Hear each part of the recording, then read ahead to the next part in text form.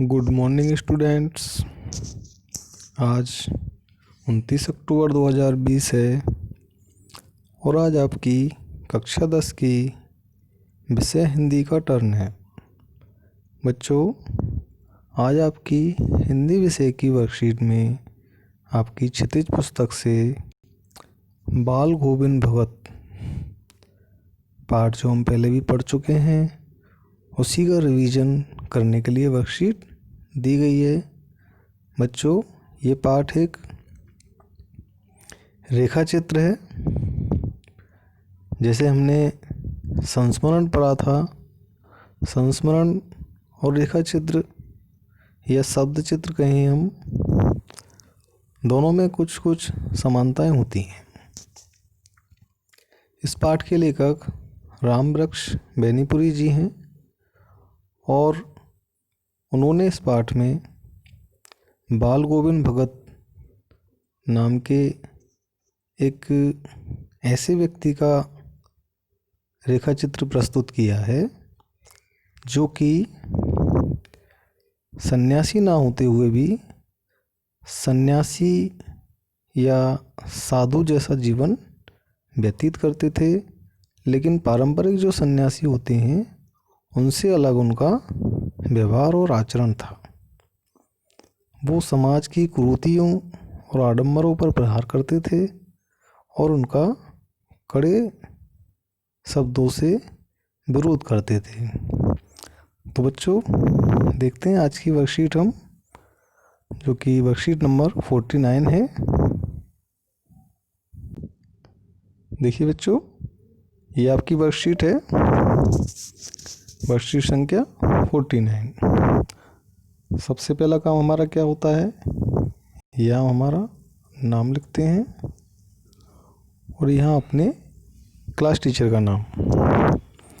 तो बच्चों, इस वर्कशीट में बाल गोविंद भगत जी के बारे में हमको बताया गया है और रेखा चित्र क्या होता है इसके बारे में भी हमें समझाया गया है। देखो, रेखा चित्र क्या होता है बच्चों। रेखा चित्र अपने शब्दों के माध्यम से किसी व्यक्ति, दृश्य या घटना का वर्णन जिससे आपके मस्तिष्क में वो जीवंत या साकार लगे, यानी किसी व्यक्ति के बारे में या किसी घटना के बारे में इस प्रकार से वर्णन करना, वो हमारे सामने इस प्रकार से जीवित हो उठती है वो घटना या कहानी या वो व्यक्ति, जैसे हमारे सामने कोई फिल्म चल रही हो। ठीक है बच्चों, तो आपने पाठ पहले भी पढ़ा है, अपनी पुस्तक से एक बार इस पाठ को पढ़ेंगे आप। बहुत अच्छा पाठ है और उनके बारे में बहुत अच्छी अच्छी बातें जानेंगे, किस तरह से वो अपना जीवन व्यतीत करते हैं, उनकी चारित्रिक विशेषताएं क्या थी। तो हम इनके आज की जो वर्कशीट है इसके प्रश्न देखते हैं। देखिए बच्चों, रेखा चित्र की क्या विशेषता होती हैं, तो इस प्रश्न का आंसर देखिए। रेखा चित्र की विशेषताएं, प्रश्न नंबर 1,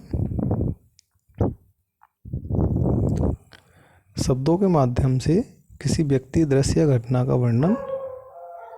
तो ये आपकी प्रश्न नंबर 1 हो जाता है। प्रश्न नंबर 2 देखिए, बाल गोविंद भगत सन्यासी ने होते हुए भी सन्यासी हैं, लेखक ने ऐसा क्यों कहा है। तो देखिए, सन्यासी ने होते हुए भी सन्यासी इसलिए कहा उन्होंने क्योंकि वो गृहस्थ जीवन जीते थे। सन्यासी अधिकतर क्या करते हैं कि अपना सब कुछ छोड़ के और चले जाते हैं, लेकिन वो अपने घर पे रहते थे, अपने परिवार को संभाला उन्होंने, और साथ के साथ ही उन्होंने जो सन्यासियों का जो जीवन होना चाहिए सच्चे सन्यासी का, वो उन्होंने जिया। तो हम प्रश्न नंबर 2 का आंसर देखिए, मैंने आपको मार्क किया है अंडरलाइन, ये आपका प्रश्न नंबर 2 का आंसर है। अब देखिए प्रश्न नंबर 3, आपके विचार से सच्चे सन्यासी में क्या क्या गुण होने चाहिए। तो देखिए, सच्चे सन्यासी के गुण लेखक ने बताए हैं कि वो सामाजिक रूढ़ियों, कुरीतियों, आडंबर, पाखंडों पर प्रहार करे, लोभ, लालच, स्वार्थ से दूर रहे। ठीक है बच्चों, इन प्रश्नों के प्रश्न नंबर 3 और प्रश्न नंबर 4। प्रश्न नंबर 3 और प्रश्न नंबर 4 के आंसर मैं आगे आपको शो करता हूँ आगे की स्लाइड में।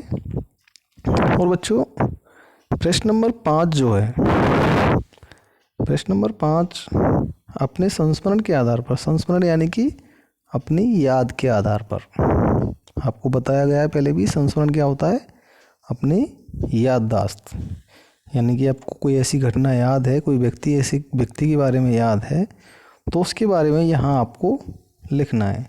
चाहे कोई वो घटना हो आपके साथ घटी हो या कोई व्यक्ति के बारे में आपको याद हो, ठीक है, अपने आस पड़ोस अपने रिश्तेदारी में कोई भी व्यक्ति हो, कोई भी घटना हो, आप यहाँ पर बेझिझक लिखेंगे। ठीक है, मैं आपको प्रश्न नंबर 3 और प्रश्न नंबर 4 के आंसर शो करता हूँ। देखिए आगे,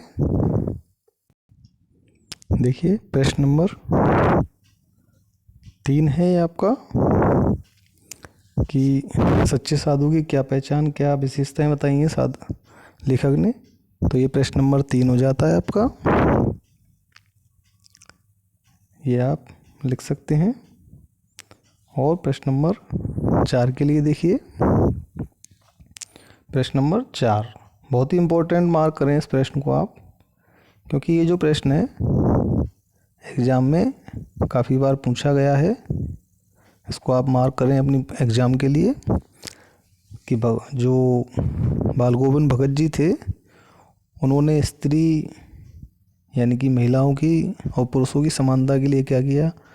आपको पाठ पढ़ के पता भी लगा होगा, पहले भी आपको बताया गया है कि उनके एक पुत्र की मृत्यु हो जाती है, उसके बाद उन्होंने अपनी जो पुत्र वधू थी यानी कि उसकी पत्नी, उसी से उसकी चिता को आग दिलवाई थी और विधवा हो जाने के बाद उसका विवाह किया, यानी कि विधवा विवाह का उन्होंने समर्थन किया और समाज में वो साधुओं को संबल लेने, गृहस्थों को भिक्षा मांगने का विरोध करते थे, यानी कि वो साधुओं को जो आडंबर हैं उनसे दूर रहने के लिए वो कहते थे। ठीक है बच्चों, इस तरह से आपकी वर्कशीट कंप्लीट होती है आज की।